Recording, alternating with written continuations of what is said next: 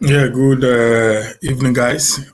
A quick one because of the network issue that we normally have here. So I've not been so frequent, on the show because the network has been really, really, epileptic. But anytime I just see that is coming up, I will just quickly jump on the studio and drop one hit for you guys so you can maybe watch it later. Why you are back here. That's why I cannot really give you when I will be coming online because of the network situation where I actually reside. Okay, I just got some informations from yesterday from the PPROA, over the increase in fuel. The one we call the PMS, probably known as the fuel or petrol. And the coming out to say we didn't do that. It's just a guardian regulation or whatever. But even as I speak to you, as at today, at Cone Oil, we bought fuel for 210 naira. As at today, just about 1 hour, 30 minutes ago, I drove out with some of my boys and we bought fuel at 210 naira. Sorry, guys, as of today. That shows that the entire scenario is just a mere lies from the government of President Muhammadu Buhari. Let me make this very clear. They are playing on our intelligence. They are trying to check our psychic. Want to know what is the reaction of the populace when they are about to do this drastic evil against the people. Now, one of these guys who is always online defending them and defending the Buhari administration over his cluelessness, soullessness, and his inhuman to the Nigerian people.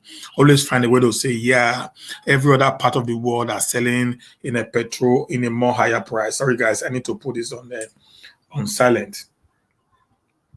And they always say that every other countries in the world are selling, petrol on a higher price than Nigeria. But they always fail to tell us that these countries, even African countries, their minimum wages are far higher than that of the Nigerian state.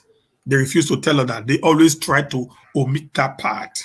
When they want to judge, they will tell you, oh yeah, other part of the world they are selling for 500 naira, equivalent or whatever. They give US, give Saudi Arabia, give Sweden, and other European countries as an example. But they don't actually tell us how much do these people actually receive as minimum wages in these very particular countries, and what is actually the difference between the PMS they have in these countries and the one we have in Nigeria. Okay, guys, because the one we had in Nigeria, this evaporates like the wind. Okay, now what the federal government did, I want to say categorically clear, Buhari was aware of the increment. Silva, the Minister of State for Petroleum, was aware of the increment. They knew of it. They were very, very aware of what happened. What they did was to test the waters, to actually see if the people will react. It was the reaction of the people that actually made them to trace their steps back and began to do an amendment to already bastardized system. Okay, guys? Because if you are talking about guiding, the sole importer of fuel, which is the NNPC, has rolled out a statement stating that there will be no increment of fuel in the whole of March. Okay, now how do they not come about the new price of the PMS? Forgetting when PMS was at the cost of $30 per barrel, they still sell this very particular commodity to us at a higher price. In other parts of the world where we actually reside, now, when the price of crude oil is increasing, the prices of the commodity also increase. When the price of crude oil is decreasing, the price of the commodity also decrease. But in the Nigerian setting, there have never been a time there is a downward movement of the price of petroleum products in Nigeria. They are always going on the upward movement. That's number one. Number two, if they said that it was just a guideline on what the match needs to look like, why was it not stated categorically clear on their website that this is just a framework on what the March 2021 PMS price will look like? And why is it so quick? Why is it so quick to these few elites who had an opportunity of having a filling station? Why is it so quick for them to change their meter prices when the price is high? But it's very, very difficult for them to change their meter prices when there is a downfall in price. We blame the government as the problem. I said in one of my videos since I came that the problem of this nation is not actually the government, but the followers. Not the leaders, but the followers. This group of people who are the elites, who are stealing dry our commonwealth, build filling stations every nook and cranny of the state or the nation, take the simplest advantage to oppress the masses whenever an opportunity is being given to them. This PPROA guideline template, or whatever they call it, was written in the night. Now, the crude produce had already been bought for that day. They have already lifted their crude produce, whether PMS, kerosene, or diesel, whatever it is. They have also already filled their filling stations at the price of 162.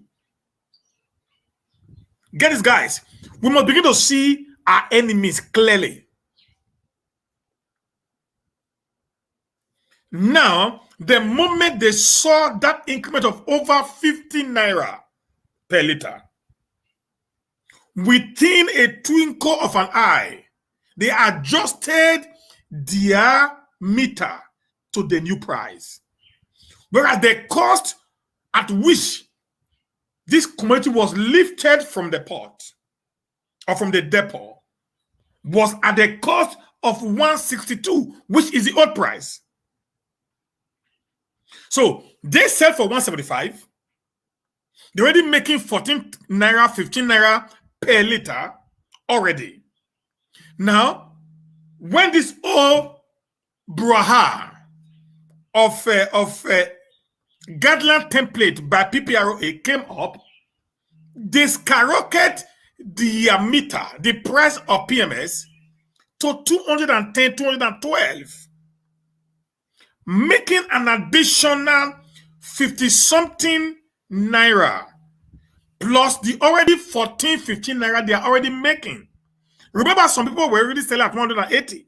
Some sell for 175, some sell for 180, except the mega filling stations, which is owned by NPC, that was selling at 162, which is the lowest price of the Kader. Now, my question is to the people. You bought this commodity at the old price, assuming there was an increase in the price of goods and services. You bought this commodity at the old price. Why did you have to automatically, because you want to make times 4 from the poor people who are the end users of this PMS, petroleum product? You skyrocket the price because you just got a wind. Some of them even closed down their filling stations. They refuse to sell in order for them to have an opportunity of making so much money.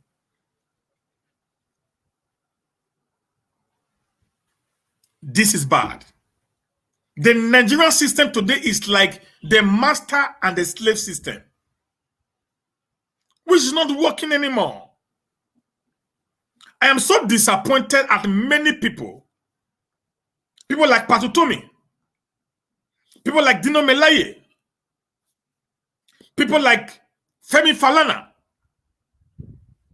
Bola Ahmed Tinubu, and many others who took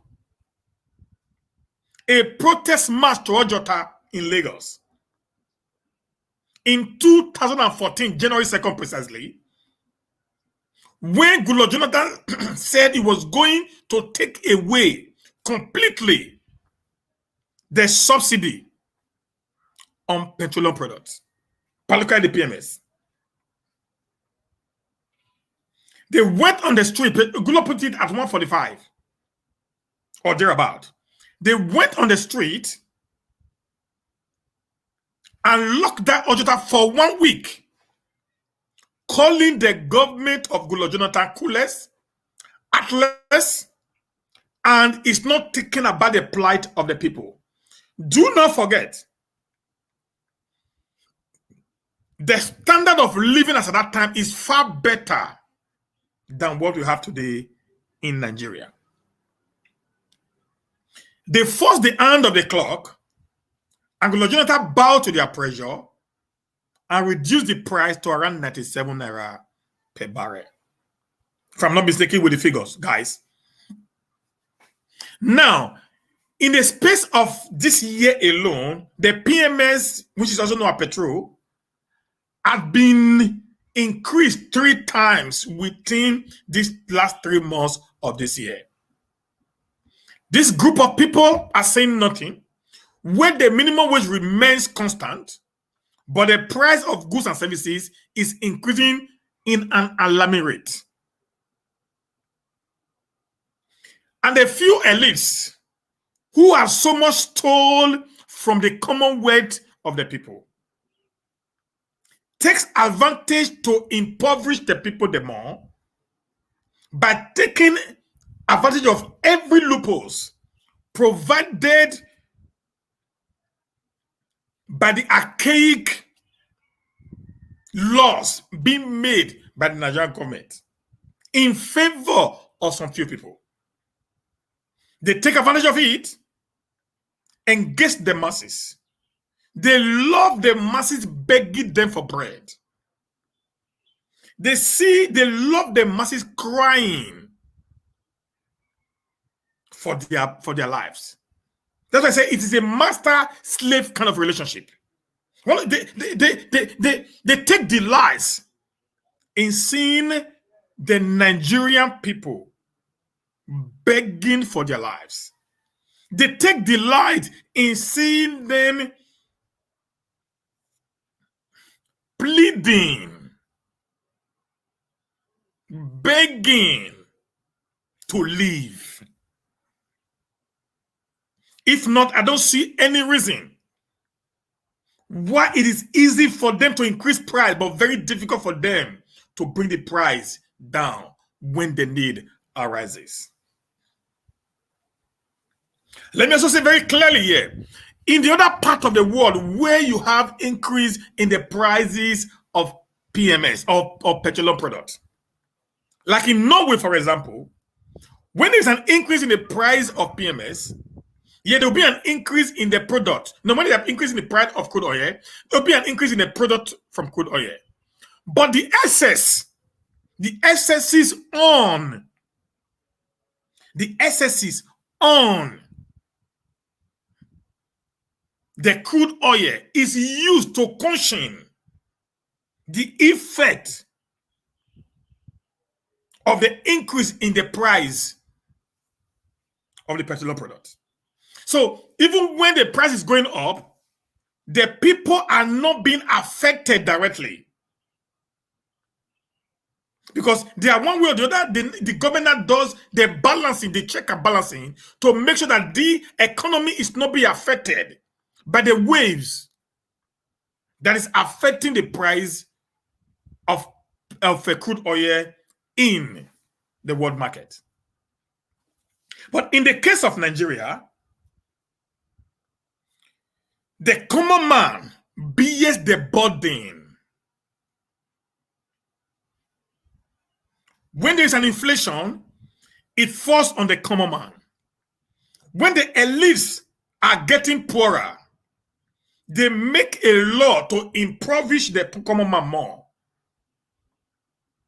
You just hear from Kalu, the speaker, or the mouthpiece or the spokesperson of the House of Rep, saying the house is broke. They need more money.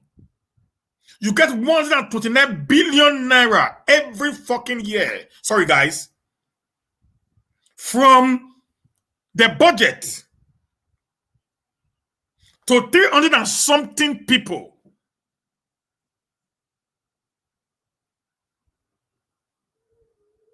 And yet they are telling us that they are broke.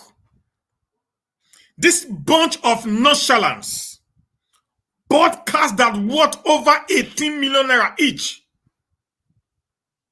for themselves. They had wardrobe allowances or whatever it's called.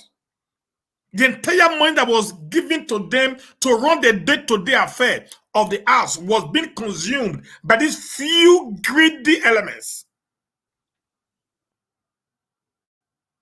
And now they are looking for a way to take from the common man's wealth, again, the little they've left for us, and add to their own and impoverish us the more. It is easy for the government to skyrocket prices, but it is difficult for them to increase the minimum wage. Many states in this contraction called a nation have not been able to pay the minimum wage of 30,000 naira, less than $1. They are still complaining that it is impossible for them to pay such, whereas their SS and SSAs and their commissioners and all other political appointees are getting a minimum of 200,000 per month at the detriment of the people that is actually piloting the economy of their states or the nation, which are the civil servants. And this same group of people who are the civil servants are the one that bear the bond, the burden of every of their wicked, heartless rules or laws.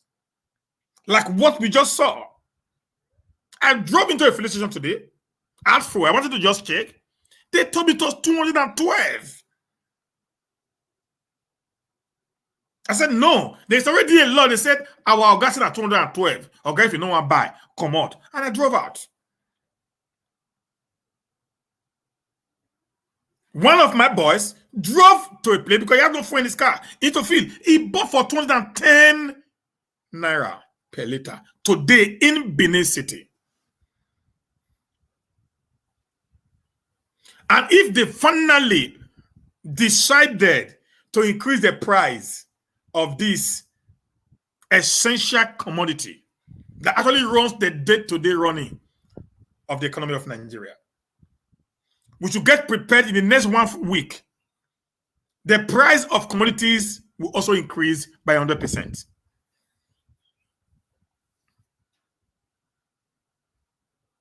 Who bear the bonds? The common man. This group of people who are in power today don't buy food. They feed from you. You don't buy water, they drink from you. You don't buy fuel, they take from you. They buy practically nothing. Within that 4 years of the mandate you handed over to them, they live on you. So when they are making laws, they do not actually care about the effect of their law because they are not in power to actually understand, or they are not actually power to actually understand the effect on the common man. Their families are their SAs and SSAs. Their families are their A's if they're in the state or national assemblies. So they surrender their people. They make sure they gather all their monies available to them, accrue them in a bank to yield maximum interest for them while they feed on the government for that period of time while they are in government. So to them, it doesn't really matter. They don't give a hoot about you. So they can do everything to make sure that they continually impoverish you and me. And one of the most annoying parts is most of our social media presenters avoid saying the obvious truth because of political affiliations. I see some of them, most of them as political jobbers, who feels if I have to speak out, I will not be given an opportunity to run or to be appointed in any political office, whether in the state, local government, or even at the federal level.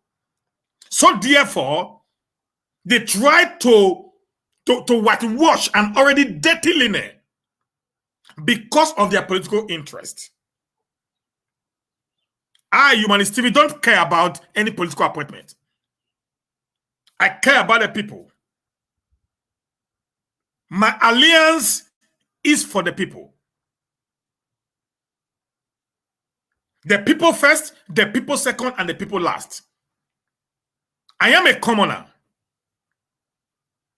I live in the civilized world where rules and order are being followed even by the elites and the political class. I grew up in a society whereby people do not look down on others because you are in a political position, or you had an opportunity of becoming who you are. If we as a people must grow, we must begin to understand that the common man of today can become the big man of tomorrow. Like I always say, nobody in this earth was born to be a millionaire. Everybody strived through a process. Go check your parents. There is one person began the trend. Your ancestral lineage might not be as rich as your dad. Someone in your family took the banner and every other person had to follow. So when you get to that opportunity, when you have that opportunity, do not use it against the people whom you are supposed to protect. In a civilized world, the rich protest the poor. It's only in this part of the world that we take delight in taking everything away from the poor people.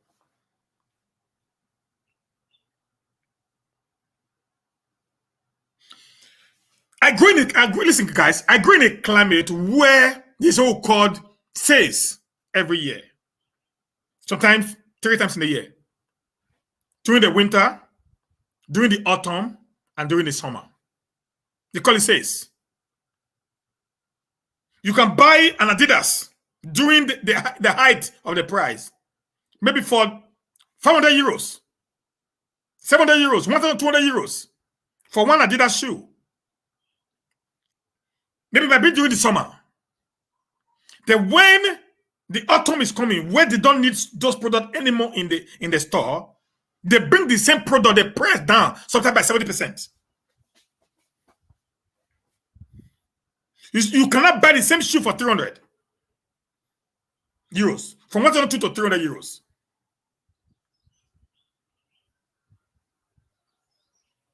The rich, they find a way to help the poor, to bridge the gap between the rich and the poor. But the Nigerian system is this: they are destroying the middle class at all cost. That either you are rich or you are poor. So anyone that's at the middle, they want to break that bond. They want to break that middle class. So make sure that you don't have anybody in the middle. And some of us are singing hallelujah for them because of what we feel we are going to gain from the government. Well, I don't actually blame many because many of them are actually political jobbers who actually needed the government to survive. Their allegiance is not to the people, but their allegiance is to their pocket. How much they are willing or they are able to make from the political cycle. That is why they do everything humanly possible to defend a failed system. This system is failed. It has never worked since 2015, and it will never work. The rate of kidnapping has become a child's play. In a nation where we are not at war, kidnapping had gone beyond the measure of any thinkable Nigerian. They kidnap people so easily. And sometimes when they kidnap, guys, the governors will come out like El-Rufai and say, oh, we've rescued about 180 people. Mr. It's a shame for you to even say you rescued. In the first place, such an incident ought not to have happened in your state or in the nation called Nigeria. Is it also happening in the door? That's the truth about it there. I feel embarrassed that students will be kidnapped from their school in Uromi in Edo State. It's a slap on the face of the government of the day. It's a slap on the face of the local government of the day. It's a slap on the face of the security apparatus in Edo State and in any part of the country where there is a rampant increase in insecurity. These big elites who take delight in extorting the poor never spoke about this insecurity situation in the country. Do you know the reason why? Because each of them has over 5 mobile police guarding their homes and their wives and their children. So they don't care about anybody. They see us, those of us who are nothing, as the slaves, while they see themselves as the masters, who controls the day-to-day activity of the slaves. And the few of us supposed to have risen up to the challenge to say, no, enough is enough. We are also warming up to jump into their shoes while they are buying out of their criminal offices. Because of our political ambitions, we keep quiet over the face of injustice being meted out to the people. Remember, injustice to one is injustice to all. If you are actually an activist, if you're actually an advocate for governance, you must always speak out against every injustice being meted out to the people, no matter your political ambition for tomorrow.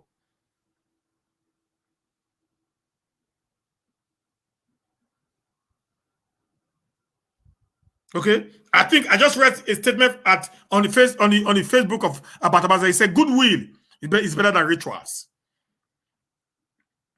Goodwill is better than rituals." That's a statement I read on the Facebook page of Abatabaza this afternoon before I came online. So many of you are actually ritualists today, if you don't know. Many of our politicians are ritualists. Many of our political jobbers are ritualists. You may not be actually killing people directly, but when people are being killed indiscriminately, you say nothing, you do nothing. You are actually aiding and abetting the massacre of your people. And such a man strives in the blood of his citizenry. So such a man will be tagged or termed to be a ritual. When people are being promoted on the blood of the innocent Nigerian, such a man or a woman should be termed a ritualist. when you take the salaries of the common man and you put it in a fixed deposit and allow innocent Nigerians to die out of hunger, whereas the money has actually been allocated for their well-being.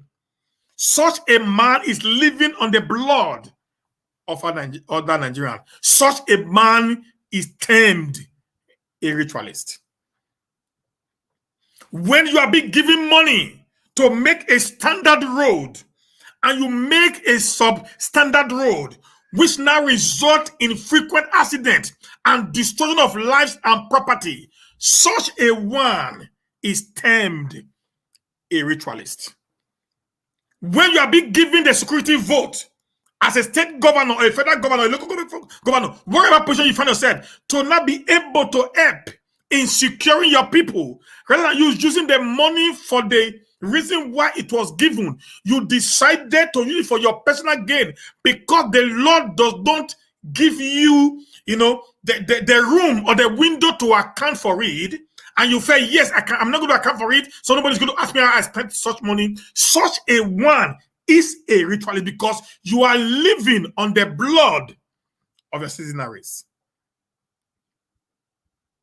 Those of you who just saw on the PPRA, website template over the guidelines for March 2021 price increase in PMS, also known as petrol, to 212, and you immediately change your meter from 175 or 180 that you were selling to 212.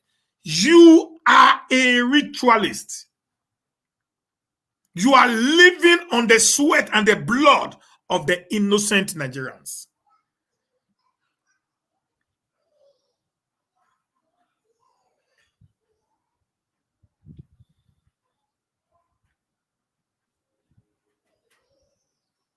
And many unprintable rules. Lord, I was reading today, guys.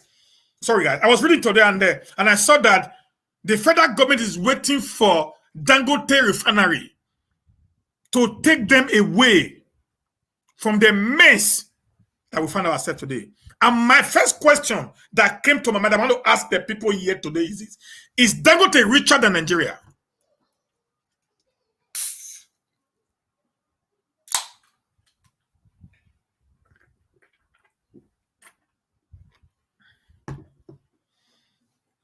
My first question is this: is Dangote richer than Nigeria?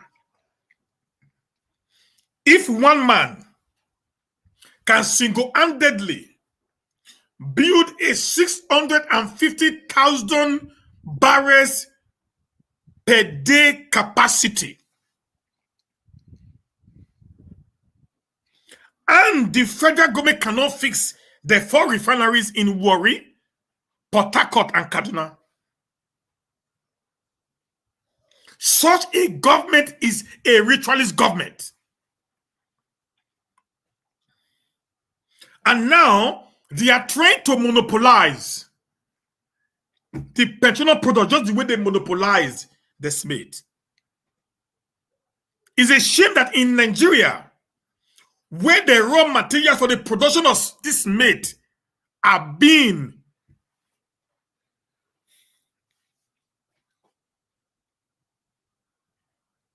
extracted, yet the price of a bag of Smith is between 3,600 and 4,000.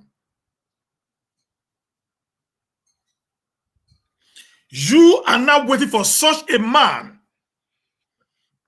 to take Nigeria away from the excessive increase in the price of PMS and other petroleum products. Are you not sure that this government is a Kalo government? Are you guys really sure that this government is a try and lock government? Or are they intentionally wanting to make one man to buy the entire nation? Other cement factories were killed for Dangote. Today, Dangote decide how much he actually sells Smith in Nigeria. When Dangote came with the sugar and salt, they banned every other companies. He also decides how much they sell this today. As the price of this very commodity have they actually gone down since Dangote took over the market space. Now the federal government is waiting for the total completion of the Dangote refinery and for the kick-off of the Dangote refinery to take Nigeria away from the mess of the importation of crude. And where they pay subsidies of over 1.4 trillion or wherever, what is the cost? What is the cost of maintaining the 4 refineries in Nigeria? If you pay a subsidy of 1.4, 1.5 trillion naira in a year, what is the cost of maintaining the dilapidated refineries in Nigeria? I just heard when we were talking to the group managing director, he said they spent over 800 billion naira. NPC spent over 800 billion naira. 800 billion naira from the 4 point something trillion they couldn't account for. 4 point something trillion was unable to be accounted for by this group of criminals who lives on the blood of the Ogoni people, who lives on the blood of the Ijaw people, who lives on the blood of the Shekiri people, who lives on the blood of the Kalabari people, who lives on the blood of the Edo people, who lives on the blood of the Niger Delta people.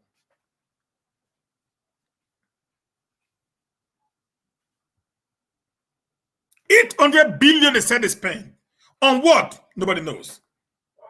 Said they have the right based on the law that governs them. But have you ever sat down? Why is your refineries not working? Why do you have people working when actually you have no work to do? When there is no refinery, that means the company has closed down.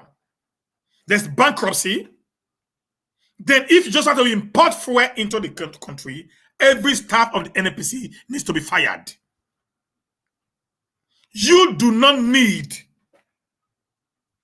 a load of incompetent criminals sitting in offices, using barrel and paper to steal money, allocating billions of billions for themselves, and yet the masses are suffering for their inability to do the right thing.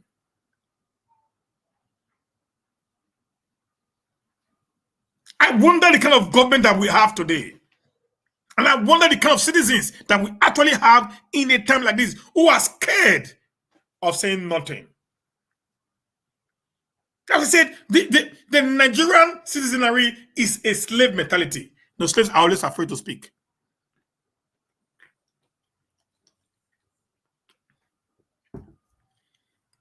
No, slaves are scared to speak. You know why they're scared? Because they don't want to be imprisoned. They don't want to be flogged. They don't want to be killed. So they speak less. So they're freeborn that has the right, that have the courage to talk to their fathers. The of us who still have the body to speak, we see ourselves as freeborns. We don't see ourselves as slaves under the captivity of anyone. You can kill the soul, the flesh, but you can't actually kill the spirit. It is better you have something you live for, and you live for nothing. Let the world remember you for what you left behind than remember you for nothing. You can't keep continuing smiling where actually you are suffering. You can't continue keeping quiet because you don't want to be humiliated. It is high time we stand up and defend ourselves. And I want to talk to my military brothers and sisters. The Nigerian Army, the Air Force, the Navy, the police, the civil defense, and all these other paramilitaries. Guys, you guys, I know you guys suffer like us. One of you who had a spinal cord issue now is on the wheelchair from the Nigerian police. From the Nigerian army. He's already begging the citizenry to come to his aid and support him. That he doesn't want to end his life like this. He loves the Nigerian government. He loves the Nigerian army. He wants to defend his country, but he'll be abandoned by the military hierarchy. Many of you today, your husbands have been killed. Your wives have been killed.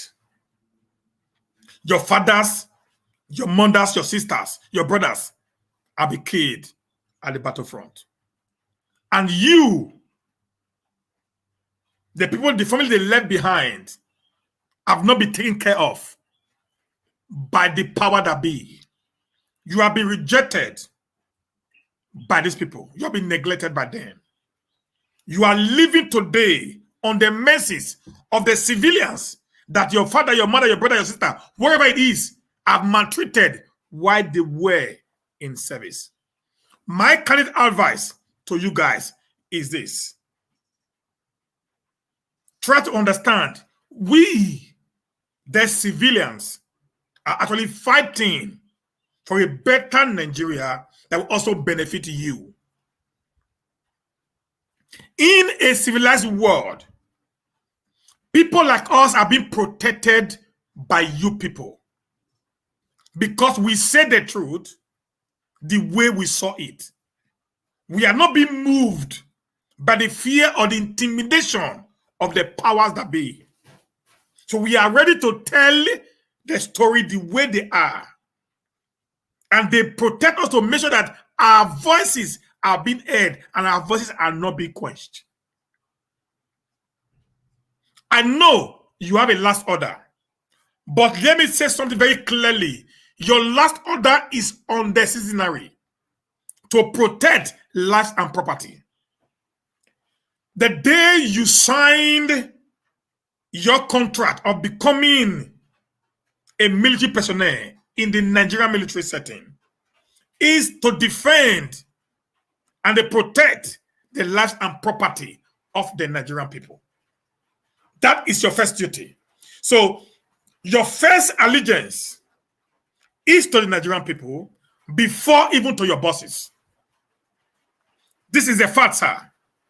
In the developed world, even when the military, listen, when they had an issue in America during the George Floyd time, when Donald Trump sent out the military police, they came to the street, they never shot.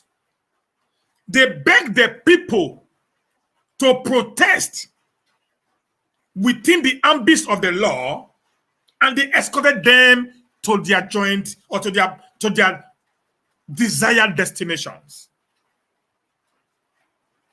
Because, sir, I know you guys also receive minimum wage of 30,000 or maybe 40,000 naira per month.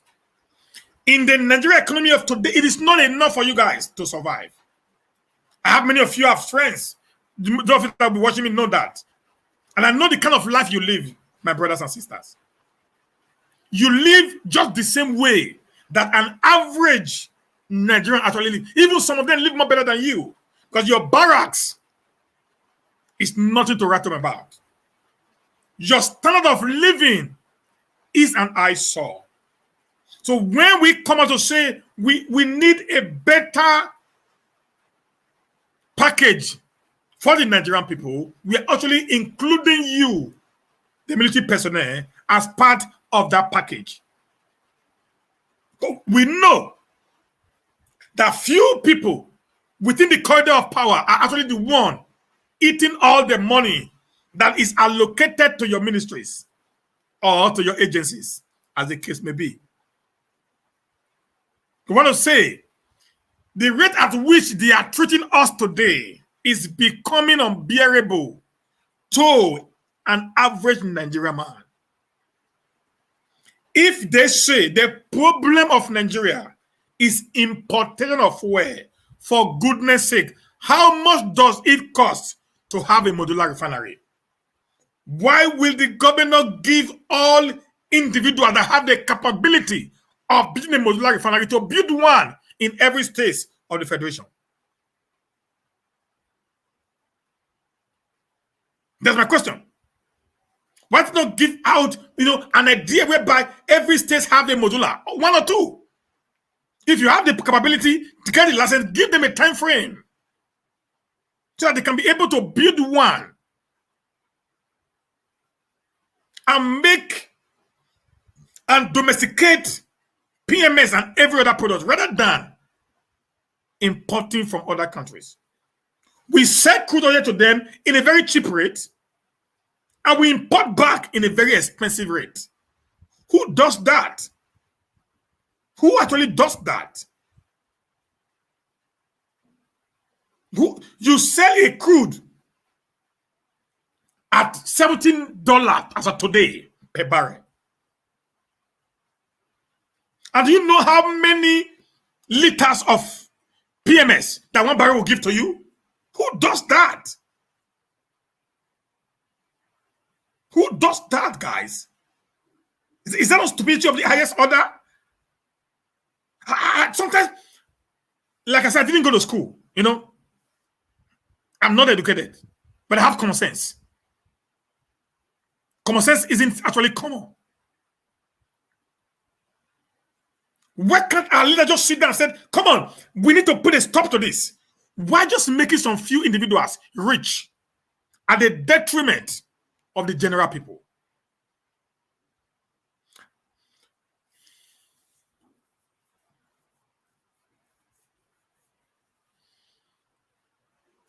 Let me say something here. Many of you have watched Animal Farm. Many of us have watched the era of slave in the world. It got to a point where the slaves revolted and fought against their masters, and they got their freedom. We are praying that Nigeria should not get to the point where the citizen will say, what is what living anymore? When life will become meaningless to them, we should start thinking.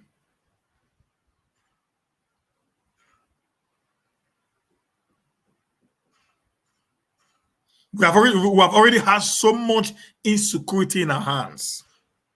And the only way we can actually reduce the level of insecurity is when we begin to bridge the gap between the rich and the poor.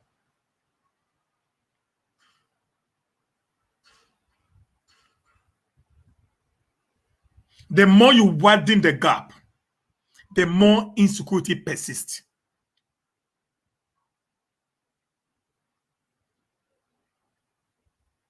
A guy who built a house very close to a rich man does not have anything to live for. He will plan on how he's going to kidnap the man and get part of his wealth. This is the truth. This bandage you talk about today, we never had bandits in Nigeria before. Joke apart, let's leave the Fulani, rascality and radicalization of today. We've lived with these people for 100 years before now. From the day we amalgamated to 2014, that was 100 years. Some of us grew up to meet them in our streets, in our farms, in our roads.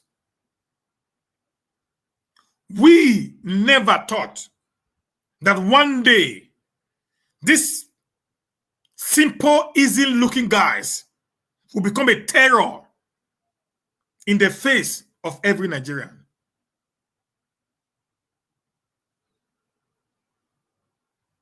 You must ask, what actually, made these people to become radicalized today? One of the issues is poverty. The gap between the rich and the poor is becoming wider by the day. The poor are getting too poor that they are no more comfortable, while the rich are getting extremely rich by each passing day. The poor guy want to do everything and anything to stay alive. I'm not supporting or defending the atrocity being committed by these people, but I'm saying in every effort, in everything that is happening, there must be a reason why there's an escalation. Why do you think they're going into kidnapping today? Tell me why. Because they want actually to make a quick money. They want to be like the rich people. Because the oppression that they are receiving today is an eyesore. I don't know of the story.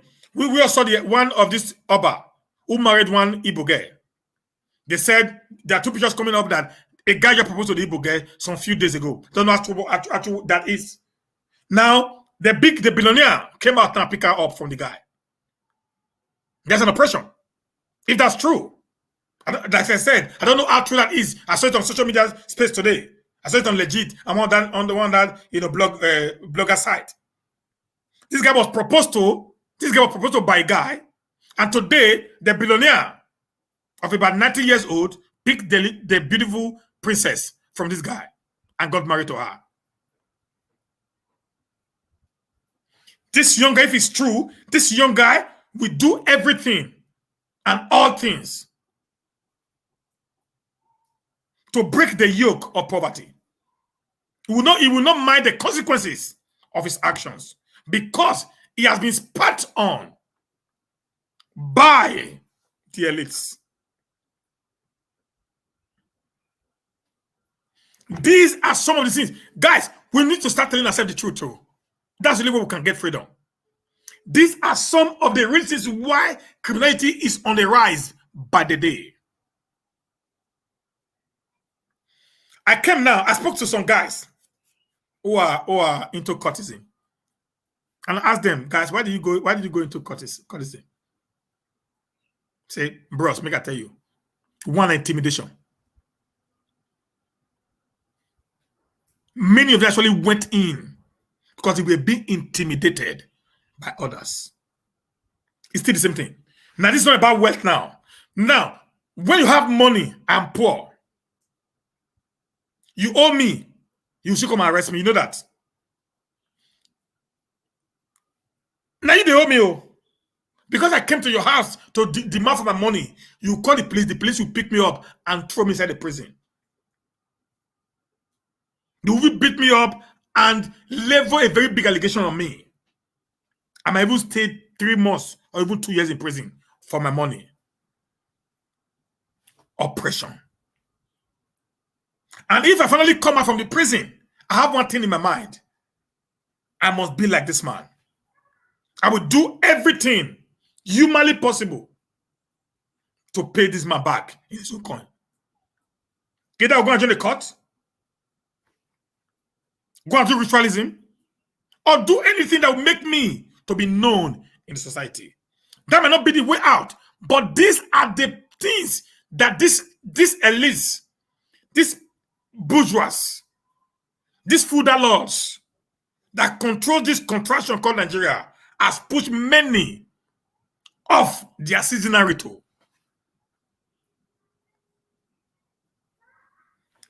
Nobody cares about who is a big man or a poor man in Western world. Why? Because the gap is being bridged. Go to US, go to Norway, go to Sweden, Denmark. All this, nobody cares. Who give a hoot? If you like, be the richest man in the world. Nobody give a hoot about you. Why? Because the distance between these people and these people is being bridged by some group of people who intermediate that you can easily, the rich man can talk to them and the poor man can talk to them. That makes that gap not to be seen. There's no oppression from the rich on the poor. Like what we see today in this country. There's oppression everywhere. Somebody says it's a template. These crazy criminals who are the retailers or the outlet people, the one that owns filling stations, I refuse to reduce their price. Let it be that there is a reduction in price. They will tell you about Ghana talks about reduce price. They'll still stick on. Say, now this price will take buy this for it. Will not reduce them. But they are quick to increase the price to make more profit, but they will not be quick to reduce the price to have a loss. That's the kind of government, that's the kind of society where we actually live in.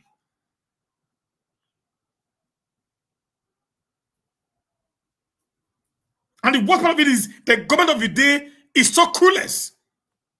It's directionless. They don't even know where they're going. They just do it trial and error in everything they do. Imagine asking us now to send dollars. You know, a friend of mine sent dollars. It took him 2 weeks to get the money. At the end of the day, they still pay naira.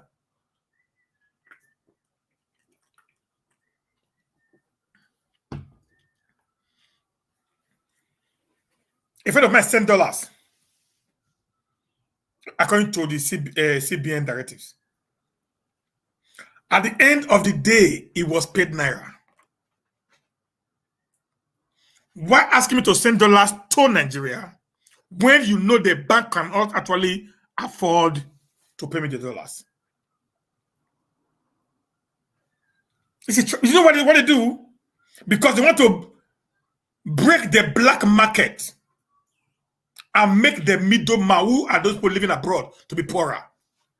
So that when they send the money to you, the money will not worth the value it ought to have been if it was sent via an agent. That's just the reason why.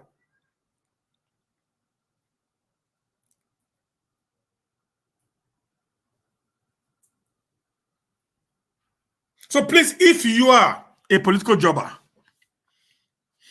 that wants a political position or that wants an appointment in any government, whether in a DO, in the federal, wherever states, the best you will do for yourself is to speak against any injustice meted out on the people. Don't defend injustice.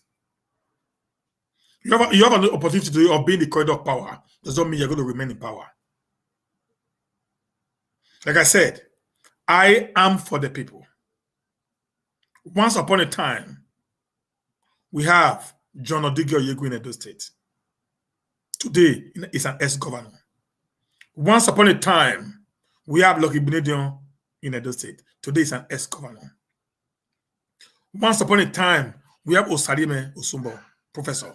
Today, he's an ex-governor. Once upon a time, we have Adams Aliyu Oshomole. Today, he's an ex-governor. Today, we have Governor Inogaso Obaseki as the current governor. He has 3 months and a half or thereabout, 3 years and a half or thereabout to leave office. He's going to be an ex-governor. But one thing that is never S is the people. A citizen of Edo remains a citizen of Edo, whether there is a governor or not. So my stand is with the people, not with anybody. So the choice of me supporting Obaseki, I'm going to say it again, it is because it was the people's choice. I stand with the people. I will always listen to the voice of the people and support the choice of the people. And when I support the choice of the people, I will also come out to defend the choice of the people. And when I defend the choice of the people, I will also come out to say things that is not working according to the will and the dictates of the people. I am for the people, by the people, and with the people. I am not for any politician. I am not for any political class. I'm not a politician. I will never be. Because the political cycle today in Nigeria is a voodoo type, where the masses are not put at heart when decisions are being taken. So therefore, what we do is to continually to stand in the side of the people, defend the people, and do the little we can to draw the attention of the government, both at the state, local, and federal level, to the plights and the cries of the people. That is what makes us to be the 5th colony or the 4th colony of the government. Hear this, guys. Now, we who are in the social media space are actually the 4th colony of the government. We may not be officially documented part of the government, but we are actually the people that put the government on their toes. You have the executive who propose the law, who execute the law, sorry.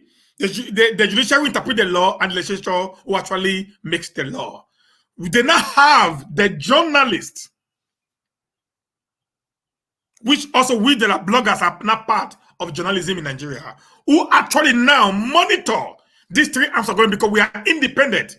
We are not under the payroll of these people. We are there to actually make them to do the right thing.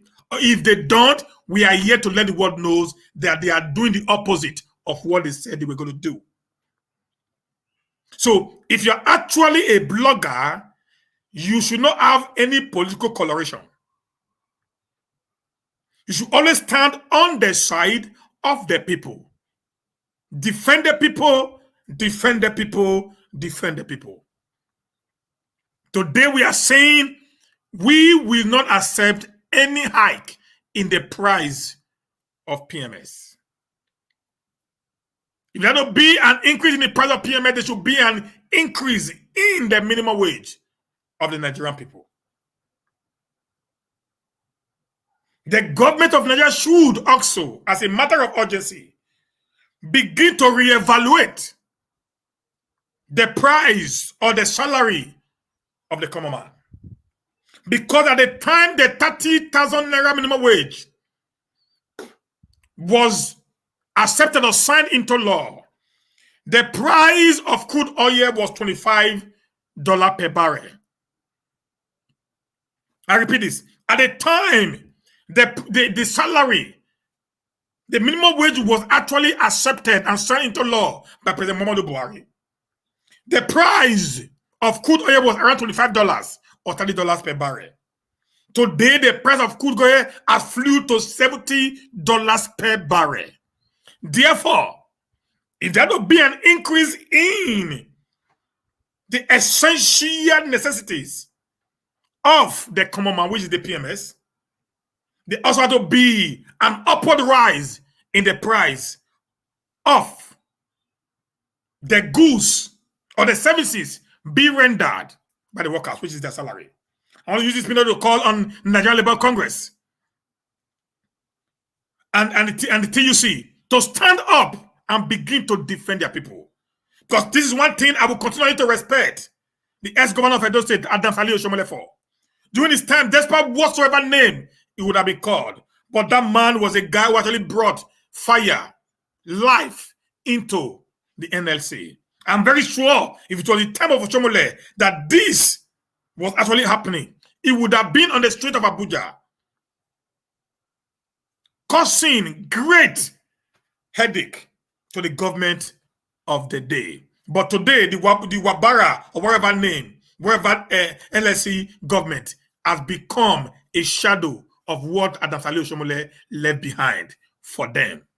It's a pity that they have become so weak to the point that they are even worse than a bingo dog, not even a toothless bulldog. A toothless bulldog can even bark, but they're just bingos who says nothing, just keep quiet when a bone is being thrown at it. I'm going to call on the journalists, Nigerian Union of Journalists, Nigeria Bar Association, to rise up and defend the people. The continual impoverishment of the people is against their fundamental human rights. The basic necessities that the government is supposed to give to us are not there. Yet, our lives are being threatened by each passing day. We're going to say enough is enough. And for us to be able to get to where we want to get to, we must stand up and say enough of this nonsense. We are not slaves in our own land. That's why some of us are speaking up our mind, despite the threat or the risk in what we do. God bless the Federal Republic of Nigeria. God bless Edo State. And God bless the citizen of the Federal Republic of Nigeria. Thank you, guys. The network is wonderful today. I was amazed myself. It just went, no breakage, nothing whatsoever. Good night, guys. See you tomorrow. If the network permits, you know that. So I'm always working on when the network is fine for me to come up and just give you a dose of what I think. Thank you all. God bless you for today. Please just share the video. Have a blessed day and bye for now.